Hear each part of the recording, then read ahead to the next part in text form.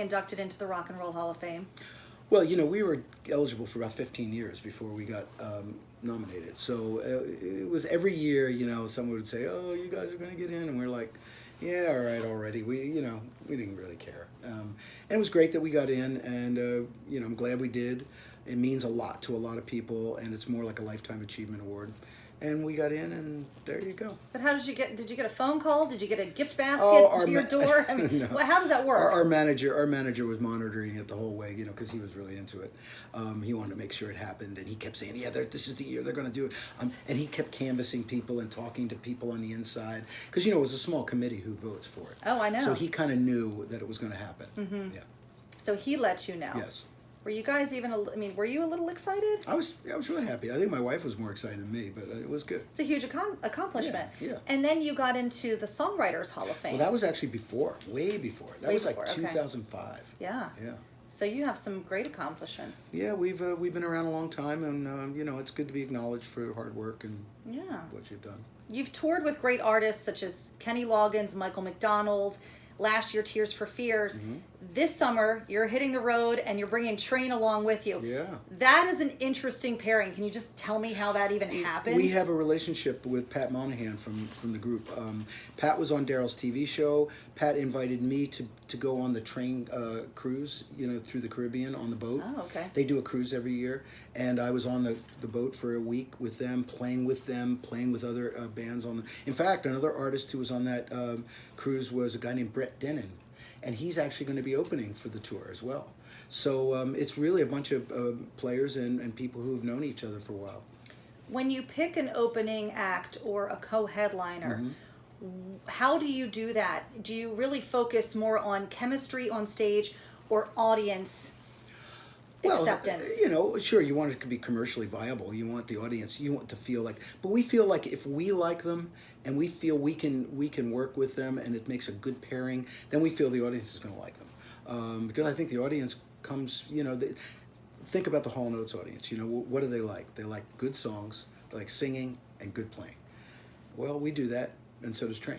They have good songs, they have great singing, and great playing. There you go. Awesome. All right, so many decades of songs that you have become staples in people's lives and relationships, special moments. Mm-hmm. For instance, we talked about this. I met my ex-husband Dave on your 2002 tour. From that, I have two beautiful babies. Glad to be of help. Yeah, by the thanks, John. I appreciate that. So without me, you girls wouldn't be here. Exactly. Twins because of That's John not Oates. true. That's all right. Thank you. We chose for sentimental reasons and because we loved the song and it was very fitting for that time, we chose Do It for Love as part of our wedding ceremony. Excellent. As a songwriter, how do you hook the people? How do you get that song to be so incredibly useful in people's relationships? Is there a secret when you're writing? Because, you know, you start off, I would write your name across the sky so the world could see what you mean to me. I mean, those are special lyrics. That's why we chose. I mean, it's very special. Well, you know, I think the art and craft of songwriting has a lot to do with making emotions and feelings and tapping into things that people relate to their own lives in a way that perhaps they couldn't say themselves. And that's part of being a songwriter. You're very sensitive to things that people kind of they inherently feel it and they have the emotions for it, but maybe they just couldn't articulate. They couldn't like put it out there. So when you're successful with a song and you just tap into this thing that has a universal appeal, it's like you might consider those lyrics and that particular song very important to you for a number of reasons that are very personal to you. But another person might also feel strongly toward that song, but maybe they have a completely different point of view. So if you can make it when you make the personal universal, that's when you can reach lots of people. And it's a thing. I mean, That becomes magic. it's hard to do. Not everyone can do it, and that's why I love songwriters so much, because they just seem to have a talent for doing I things love like songwriters too. that. Yeah. I mean, lyrics are so important. Yeah, everything. Right? They touch. Yeah. That's what touches the soul, That's man. right, that's right. I mean, obviously the instruments too, but you know, lyrics really get And you. when you marry the lyric to music that supports the lyric, that suits the lyric, and they marry together, that's when it really happens. What is the shortest amount of time it's taken you to write a song that has become a hit? Wow. Gee, I don't know. Well, Daryl and I wrote "She's Gone." I think it only took us about an hour and a half to write that song. Wow. Believe it or not.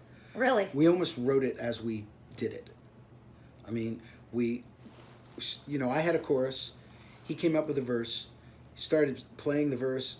We started singing a melody, and as we were singing the melody, we were starting to write lyrics.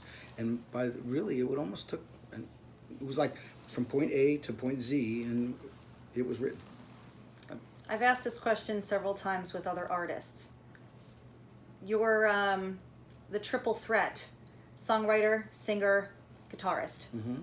Probably so much more. How about producer? Producer, Okay. quadruple threat, plus so much more.